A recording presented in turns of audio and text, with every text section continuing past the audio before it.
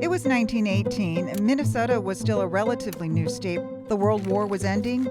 A fire had ravaged the northern part of the state, and an influenza pandemic was about to hit. In the past couple of months, COVID-19 has altered our lives. And when we talk about global pandemics, we tend to look back to the Spanish flu more than 100 years ago. But what was that flu, and how did it impact the people of Minnesota? And at the time, you have to remember, in 1918, no one knew what caused influenza. This is Richard Danila. He's a deputy state epidemiologist with the Minnesota Department of Health. But Minnesota was affected. It began here in the fall of 1918, late September, early October. Initially seen in military troops in Minneapolis, but quickly spread to the civilian population. Most people call it the Spanish flu, but that's really a misnomer. During World War I, newspapers were censored in the United States and Europe. President Woodrow Wilson famously never said a word about it. But Spain was neutral during the war and was the only country reporting that people were dying. So it ended up being called the Spanish flu, even though it's thought to have originated on a farm in Kansas. From there, it spread throughout the world, killing as many as 50 million people, 12,000 of which lived right here in Minnesota. When it finally arrived, Minneapolis and St. Paul dealt with it differently. Minneapolis took a broader approach, closing schools and large venues early on. But at first, St. Paul focused on individual cases. Those with influenza were quarantined and only released with the physician's approval. They closed public spaces in November, 6 weeks after the first case was reported.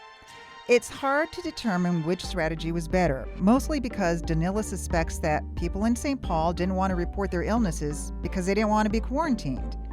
But in both cities, you can see the dramatic drop in cases after their public spaces were closed. And in a study published by the Journal of American Medical Association that analyzed 43 cities across the United States, you can see how Minneapolis has one of the lowest mortality rates in the country. Of course, there was a lot of push and pull too between the government, businesses, and everyday people. There was a pushback in Minneapolis, for example. One of the school board members testified that we should keep the schools open, which they did for about one day, and then the parents and teachers and everybody had a big outrage factor come up, and the schools were then quickly shut down. This is Kurt Brown. He literally wrote the book on Minnesota and the 1918 flu. In St. Paul, officials decided to not let anyone use elevators. People were told they had to use the stairs. The cities closed businesses, theaters, and sporting events. They even limited the number of people allowed in streetcars. Even back then, social distancing was thought about and was practiced. Wearing of masks, as we're doing now, was instituted. Boy Scouts, postal workers, and teachers helped distribute information on how to wear masks. But there was inconsistent advice, and Dr. Henny Brocken from the State Board of Health advocated wearing masks, though he didn't wear one himself, saying, "I personally prefer to take my chances." At the time, there was a rumor that whiskey could cure the illness, but that didn't really work. So William Mayo, who came from a medical family in Rochester, worked to find a cure. A year later, he would establish the Mayo Clinic with his brother. When he released a vaccine in 1918, people thronged to their local doctor's office to try and get it. But it wasn't until 1983 that the virus which caused influenza was first isolated. So without knowing the true cause of the illness, that vaccine was ineffective. The flu dwindled in Minnesota just as the war was coming to an end on the other side of the world, and communities slowly started to come back. And for the Ojibwe and Dakota people in Minnesota, a new tradition was born.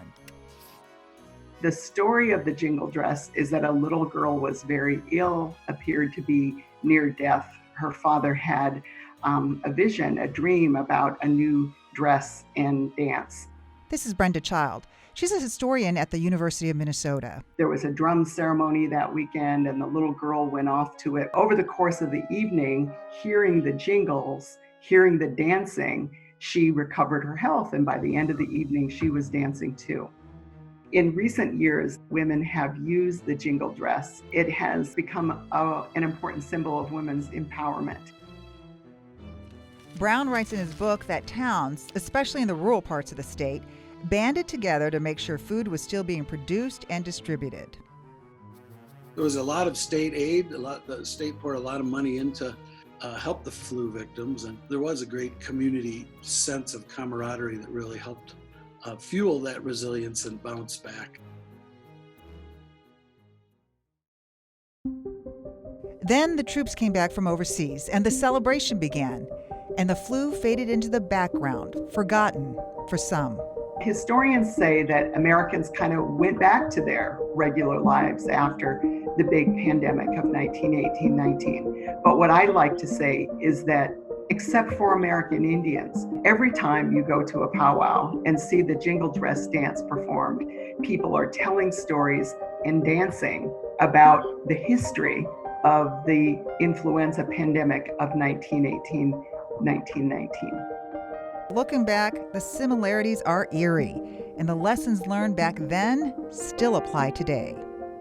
I think one of the main learning lessons we had was leaders, public health leaders and the politicians really need to have a transparent message to the public, and had to be very clear, consistent messaging, in which there wasn't at the time. So there's lots of stories of resiliency in Minnesota. I think there's one takeaway from my book. It's the amazing resilience of Minnesotans. Get through it and come out stronger and better.